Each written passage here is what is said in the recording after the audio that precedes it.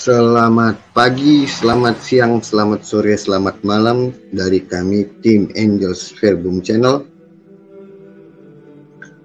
Dimanapun Anda berada dan sedang mengikuti atau menonton channel ini, terimalah tanda persaudaraan dari kami.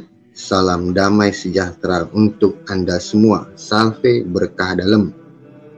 Channel ini adalah untuk membahas persoalan-persoalan religius atau hal-hal yang menyangkut ajaran-ajaran iman Kristen, khususnya ajaran iman Katolik.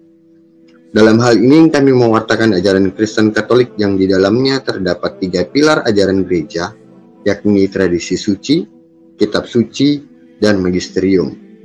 Ajaran ini telah ada sejak zaman para rasul-rasul, kemudian dilanjutkan oleh bapak-bapak apostolik, dan kemudian diteruskan oleh bapak-bapak gereja hingga saat ini.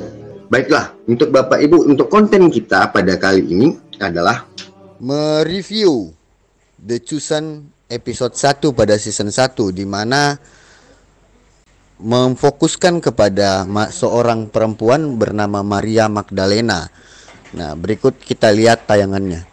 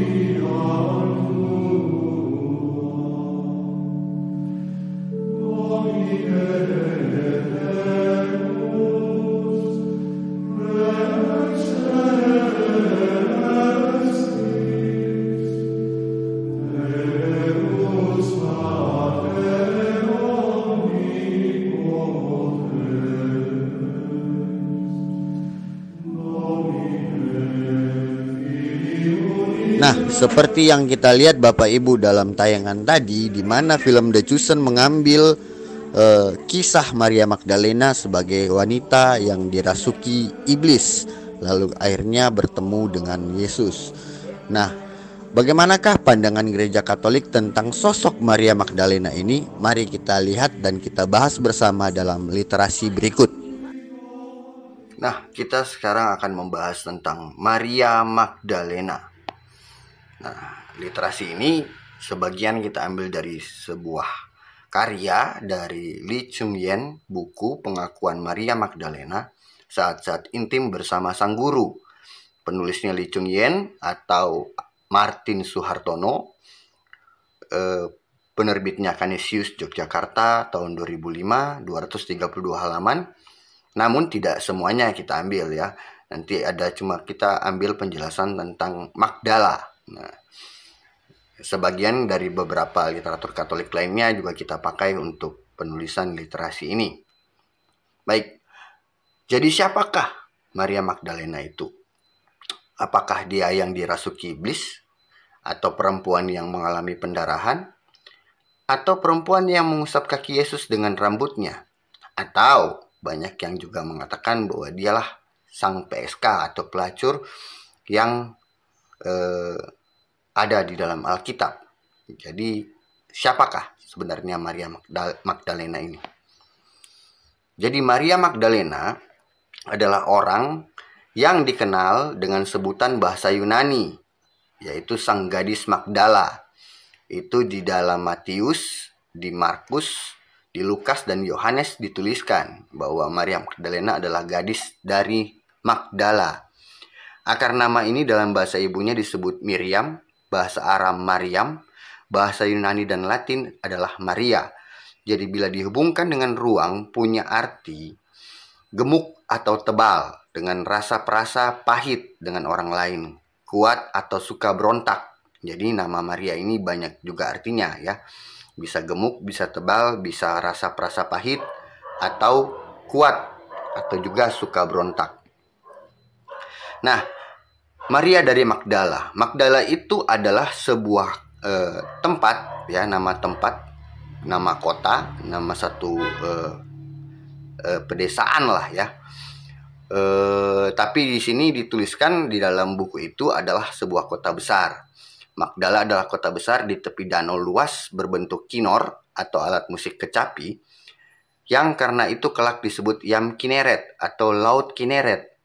Ia terletak persis di tepi danau dengan kota Tiberias di sebelah selatan, 2,5 kilo dari Kafarnaum atau Kapernaum. Di sebelah utara 7,5 kilometer, kota kelahiran Maria Magdalena ini terletak di persilangan jalan utama perdagangan internasional, Via Maris atau jalan laut, antara Mesir dan Damaskus, dengan jalan yang datang dari arah Tiberias disebut Magdala, dari kata Ibrani Migdal atau menara. Karena di sini berdiri menara pengawas untuk mengamati seluruh rute utama perdagangan. Itulah sebabnya bersama penduduk kota, Maria Magdalena lebih suka menyebut Laut Tarichea daripada pakai nama kota lain, yaitu Laut Genesar atau Laut Tiberias. Dalam Matius, Markus, Yohanes menyebut Laut Galilea, sedangkan di dalam Lukas disebut Danau Genesaret. Nah, jadi Laut Galilea atau Laut Tiberias itu disebut dalam Matius, Markus, atau Yohanes, tapi di dalam Lukas disebutnya Danau Genesaret. Magdala memang pusat pengolahan ikan. Ikan asin Magdala diperdagangkan di pasar-pasar Yerusalem atau Yerusalem dan diekspor sampai ke Roma. Di Magdala terdapat pula industri kain linen, dan keluarga Maria Magdalena sejak turun-temurun memonopoli industri perkainan ini. Maka jangan heran kalau dari segi material dia tidak pernah berkekurangan.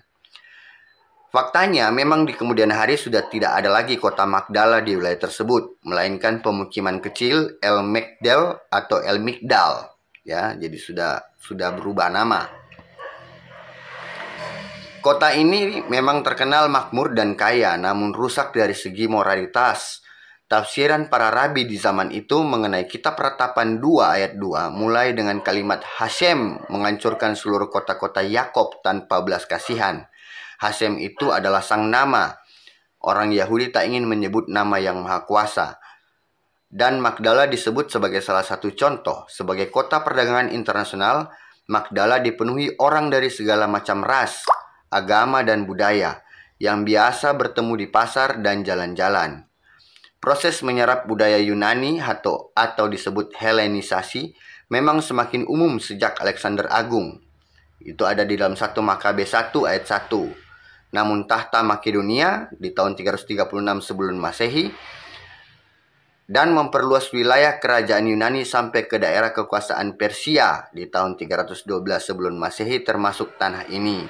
Nah, di sebelah kiri ini ada foto di mana tim arkeologis Fransiskan di tahun 1973 menemukan reruntuhan kota Romawi abad 1 Masehi, yaitu adalah Magdala, berupa 2 jalan, rumah-rumah, sinagoga, dan villa dengan kolam renang. Jadi kota ini memang termasuk kota yang besar dengan penduduknya yang cukup dengan ekonomi yang lumayan ya, di atas rata-rata, sehingga villa-villa mereka memiliki kolam renang. Jadi siapa sebenarnya Maria Magdalena itu? Kita kembali bertanya. Nah, kita memperkecil kemungkinan ya, ada 3 pilihan: seorang pelacur, dan biasa disebut juga rasul dari para rasul. Lalu faktanya ada berapa Maria kah di dalam Alkitab? Nah, kita akan bedah. Apakah Maria Magdalena seorang pelacur? Nah, Alkitab tidak mengatakan hal itu. Satu-satunya keterangan yang ada tentang latar belakangnya adalah dia pernah dibebaskan Yesus dari 7 roh jahat di dalam Lukas 8 ayat 2. Dan di dalam Markus juga dijelaskan seperti itu. Kenapa banyak orang percaya bahwa Maria adalah seorang pelacur sebelum menjadi murid Yesus? Karena ratusan tahun setelah Maria meninggal, ada yang berpendapat bahwa dia adalah wanita yang pernah mencuci kaki Yesus dengan air matanya, lalu mengeringkannya dengan rambutnya sendiri. Wanita ini tidak disebutkan namanya dalam Alkitab dan kemungkinan besar seorang pelacur di dalam Lukas 7 ayat 36-38. Tapi kepercayaan seperti itu tidak berasal dari Alkitab. Magisterium gereja sendiri, gereja Katolik memang tidak pernah mendefinisikan secara tertulis siapa sebenarnya Maria Magdalena ini. Yang ada adalah tulisan para bapak gereja yang memang menyamakan antara Maria Magdalena, Maria dari Betania, dan perempuan yang berdosa yang daripadanya Yesus mengusir 7 roh jahat. Memang terdapat beberapa pendapat bahwa ketiga identitas itu mengacu kepada 3 orang yang berbeda, atau jika tidak 2 orang. Atau yang mengatakan bahwa Maria yang duduk di kaki Yesus tidak mungkin sama dengan wanita pendosa.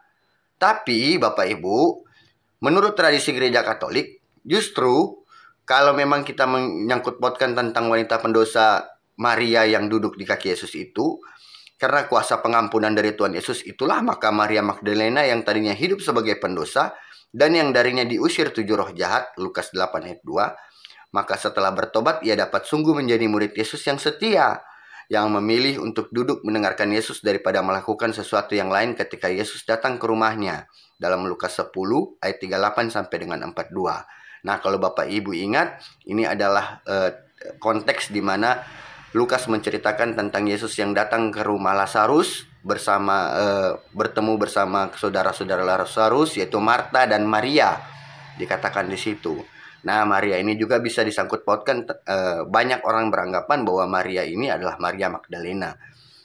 Apapun itu, gereja Katolik tidak pernah mendefinisikan secara tertulis ya.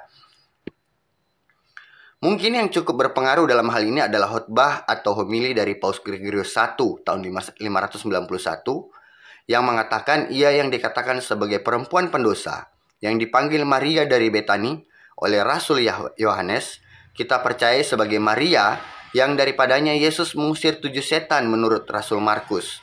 Namun Paus Gregorius menyebutnya sebagai pendosa atau pekatrix dan bukannya sebagai pelacur atau meretrix. Jadi jelas ya, Paus tidak menyebutkan pelacur, tapi pendosa ya. Pendosa bisa berarti apa saja, bukan berarti itu pelacur ya. Tradisi gereja Ortodoks memang membedakan Maria Magdalena dengan Maria dari Betania dan perempuan yang berdosa. Pendapat ini juga kelihatannya dipegang oleh beberapa komentator Protestan. Kebanyakan mereka tidak dapat menerima bahwa Maria dari Betani ini diidentifikasikan sebagai pendosa. Karena pada ayat Lukas 10 ayatnya 38 sampai 42. Dikatakan Maria dapat duduk di kaki Yesus untuk mendengarkan Yesus. Sedangkan menurut pengajaran para bapak gereja, justru karena belas kasihan Yesus yang telah mengusir ketujuh roh jahat daripadanya dan pengampunan Yesus atas segala dosanya, maka ia dapat duduk di dekat kaki Yesus dan mendengarkannya. Jika diperhatikan, ini malah sesuai dengan prinsip mereka, yang diampuni lebih banyak akan mengasihi lebih banyak. Dalam Lukas 7 ayat 47. Nah, kemungkinan juga Bapak Ibu, ini disclaimer pendapat pribadi, adalah kalau disangkut pautkan dengan kota Magdala, di mana di situ dikatakan ada pemerosotan moralitas yang sangat tinggi karena kota yang besar, metropolitan lah kita bisa katakan, itu pasti akan timbul permasalahan-permasalahan sosial. Sehingga pada saat dihancurkan, maka stempel yang diberikan oleh orang perempuan-perempuan dari kota Magdala akhirnya menjadi negatif. Nah, mungkin saja seperti itu ya Bapak Ibu ya. Lalu kita lanjut, apakah Maria Magdalena adalah rasul dari para rasul? Nah, jawabannya bukan. Karena gereja Katolik menyebut Maria sebagai Santa Maria Magdalena dan juga rasul dari para rasul karena dialah salah satu orang pertama yang memberitahu para rasul bahwa Yesus sudah dibangkitkan dalam Yohanes 20 ayat 18. Tapi ini tidak berarti bahwa Maria adalah rasul. Alkitab juga tidak pernah menyebutkan dia seperti itu. Jadi sebutan rasul dari para rasul jangan diartikan secara harafiah ya Bapak Ibu. Itu adalah gelar yang diberikan karena Maria Magdalena itu adalah orang pertama yang memberitahu para rasul bahwa Yesus sudah dibangkitkan. Alkitab selesai ditulis pada akhir abad pertama Masehi. Ratusan tahun kemudian pada abad ke-6 barulah para pemimpin gereja meninggikan kedudukan Maria Magdalena dengan memberinya gelar santa atau orang suci. Dalam tulisan-tulisan yang dibuat pada abad kedua dan ketiga diceritakan bahwa beberapa rasul Yesus iri kepada Maria. Tapi tulisan-tulisan itu tidak termasuk dalam kitab suci yang berasal dari Allah, dan cerita seperti itu hanya dibuat-buat. Nah, ini menurut pandangan dari beberapa orang. Tapi yang jelas, rasul dari para rasul itu jangan diartikan secara harafiah. Tulisan-tulisan ini juga tidak bisa dilihat keabsahannya ya, karena dalam tulisan-tulisan dibuat pada abad kedua dan ketiga ini bukan berarti menjadi sesuatu yang paten yang akhirnya menjadi sejarah yang dianggap sah begitu. Namun untuk menjawab apakah Maria Magdalena menjadi the Apostle of Apostles, atau istilah ini dibuat oleh Karen King dari Harvard Divinity School 1998, kita perlu berhati-hati. Karena menjadi saksi kebangkitan yang pertama tidak menjadikannya otomatis sebagai rasul. Sebab pada saat menampakkan diri kepada Maria Magdalena yang dikatakan oleh Yesus juga adalah, "Pergi dan katakanlah kepada saudara-saudaraku supaya mereka pergi ke Galilea dan di sanalah mereka akan melihat aku." Dalam Matius 28 ayat 10. Maka kita melihat bahwa Yesus tetap menempatkan para rasul sebagai pengikutnya yang utama, yang kemudian diutusnya untuk pergi ke seluruh dunia untuk membaptis dan memberitakan Injil. Matius 28 ayat 19 sampai dengan 20. Nah, ada berapa Maria dalam Alkitab? Setidaknya kami mencatat ada 6 wanita yang bernama Maria dalam Alkitab. Yang pertama ibu Yesus, Matius 1 ayat 18. Lalu saudara Marta dan Lazarus, Yohanes 11 ayat 1 dan 2. Kemudian Maria Magdalena, Lukas 8 ayat 2. Ibu Yakobus dan Yoses, Matius 27 ayat 56. Ibu Yohanes Markus, Kisah 12 ayat 12. Orang Kristen di Roma yang bekerja keras untuk sidang jemaat di sana, Roma 16:6. Dan saya yakin pasti masih banyak lagi Maria yang lain, seperti Maria ibu Kleopas, ya, di situ juga ada tertulis. Dan intinya adalah bahwa nama Maria adalah nama yang sangat lazim digunakan pada zaman itu untuk perempuan. Jadi nama Maria itu sebenarnya sangat banyak perempuan yang memakai nama itu. Jadi kesimpulannya, kesan yang timbul bahwa Maria Magdalena adalah pelacur mungkin disangkut pautkan. Nah, kembali lagi karena asal kotanya yaitu Magdala, di mana kota tersebut dianggap kota yang rusak dari sisi moral. Kesimpulan yang kedua, di dalam Alkitab jelas diperkenalkan Maria Magdalena adalah perempuan yang dibebaskan oleh Yesus dari belenggu 7 roh jahat dalam Injil Markus dan Lukas, seperti yang kita nonton dalam film The Chosen. Nah, namun misalnya jika Bapak Ibu mengingat menonton dalam film The Passion of Christ, di mana Maria Magdalena digambarkan sebagai wanita pendosa yang telah diselamatkan Yesus dari hukuman rajam, karena telah bersinah juga bisa dikatakan betul. Karena kembali lagi, magisterium gereja tidak pernah mendefinisikan siapakah Maria Magdalena sesungguhnya. Kesimpulan berikutnya, perihal apakah sebenarnya Maria Magdalena wanita pendosa dan Maria dari Betania adalah seorang pribadi yang sama, memang merupakan misteri. Ini memang tak bisa sepenuhnya dibuktikan secara pasti, sebab sumbernya hanya tulisan para bapak gereja, namun juga tanggapan bahwa ketiga identitas itu bukan merupakan orang yang sama, juga tidak dapat dibuktikan secara pasti. Sebab tanda bukti yang diambil malah tak bisa kita percaya keotentikannya. Bagi saya lebih baik mempercayai tulisan para bapak gereja yang setidak-tidaknya mempunyai hubungan dengan para penerus rasul yang hidup pada masa Maria Magdalena, daripada mempercayai teori orang-orang modern yang tidak mempunyai hubungan dengan masa lalu, kecuali dari fragmen-fragmen tulisan yang tidak dapat diketahui keotentikannya. Nah, demikian penjelasan tentang Maria Magdalena menurut literasi kami. Ya, baiklah Bapak Ibu sekalian, demikianlah tadi kita sudah melihat bersama literasi yang kita paparkan tadi. Jadi pada intinya bahwa kita sebagai umat Katolik selalu taat kepada magisterium gereja Katolik, termasuk seperti hal yang kita bahas pada malam hari ini, yaitu tentang Maria Magdalena. Nah, beberapa scene yang kita lihat tadi juga sudah ditampilkan beberapa tokoh seperti Matius, Nikodemus, Petrus, dan Andreas, serta banyak tokoh yang lainnya, yang nantinya ke depannya kita akan melihat mereka kembali dalam scene-scene berikutnya, pasti dalam episode The Chosen, dan pasti akan kita bahas hal-hal fakta-fakta menarik dan sesuatu yang penting mungkin dari kisah dari para tokoh-tokoh tadi yang diceritakan dalam The Chosen. Jadi selalu ikuti channel kami untuk kita mengetahui bersama kisah-kisah menarik yang kita bisa petik dari The Chosen, terlebih khusus bagaimanakah perspektif pandangan dari gereja Katolik sendiri tentang alur cerita yang disajikan oleh The Chosen. Baik, saya pikir cukup demikian untuk episode pertama ini.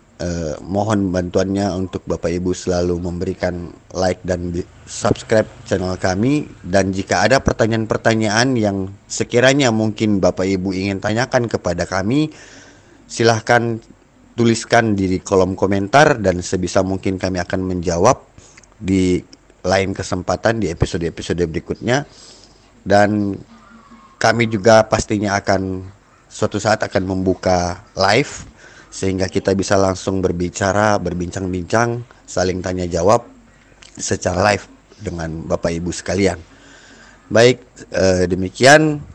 Semoga kita semua dalam perlindungan Tuhan. Salve, berkah dalam.